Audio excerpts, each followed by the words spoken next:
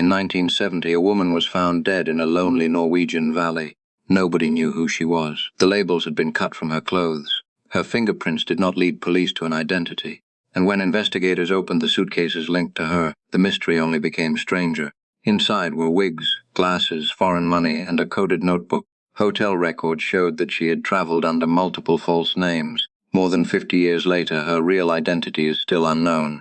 This is the story of the Isdal Woman, and it may be one of the strangest unsolved mysteries in all of Europe. Our story begins in Norway, near the city of Bergen. Just outside the city lies a cold, rocky valley called Isdalen. Locals had long associated the area with accidents and death. Some even called it Death Valley. On November 29, 1970, a man and his 2 daughters were hiking there when they made a horrifying discovery. Lying among the rocks was the burned body of a woman. She was found in a strange position. Around her were personal items, some damaged by fire. Police were called immediately. At first, the case looked disturbing enough, but then the details started piling up. The woman's clothing labels had been removed. Anything that could identify where the items came from seemed to have been deliberately cut away. That was unusual. But it got even stranger. When investigators searched Bergen railway station, they found 2 suitcases linked to the dead woman. Inside were clothes, wigs, cosmetics, glasses, and different currencies. There was also a notebook filled with coded writing. At first, the notebook made no sense, but police eventually realized the codes matched dates and places from the woman's travels. She had moved from hotel to hotel across Norway and possibly beyond, using different names along the way. Witnesses described her as elegant, quiet, and mysterious. She seemed careful not to attract attention. She often paid in cash. She sometimes changed her appearance, and nobody seemed to know where she truly came from. Hotel records connected her to several aliases. In one place, she was one person. In another place, she used a different name. It was as if she had been living several lives at once.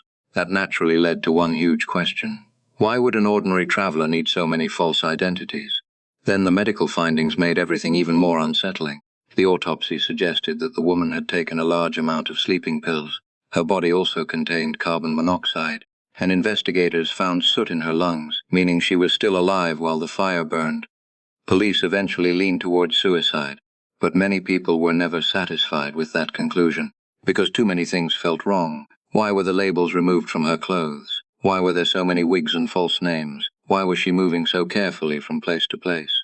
And if this was suicide, why did the whole case feel so staged? Over time, several theories began to compete. The first theory is suicide.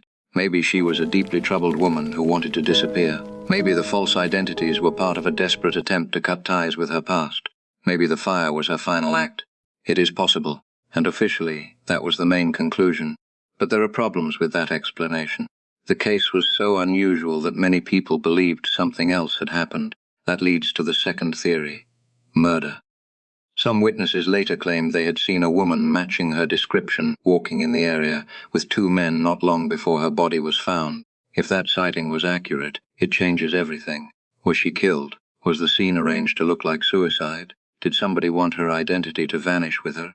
Then there is the theory that made the case famous around the world: espionage. The Isdal Woman moved across borders, used fake names, changed appearances, and left behind coded notes.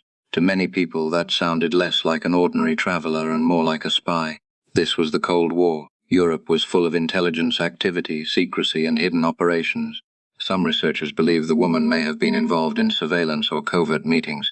Others think the spy theory may be too dramatic, and there is still no conclusive proof. But the theory refuses to die, because the details fit the image of espionage almost too well. Years passed, but the mystery never disappeared. Journalists, detectives, and independent researchers kept returning to the case. Later investigations used dental evidence, forensic analysis, and isotope testing to learn more. Those studies suggested that the woman may have spent part of her early life in or near Germany, and later lived elsewhere in Europe. But even that did not reveal her name. No family ever stepped forward with certainty. No identity has been universally confirmed. And the woman in Isdalen remained what she had been from the beginning: a person with a face, a trail, and a story, but no name. That may be the most haunting part of all. Not just how she died, but how completely she seemed to erase herself before death. Even now, people still ask the same questions. Who was the Isdal Woman? Why was she carrying wigs, codes, and false identities? Was she a lonely traveler, a victim, a spy, or someone whose real story was lost forever?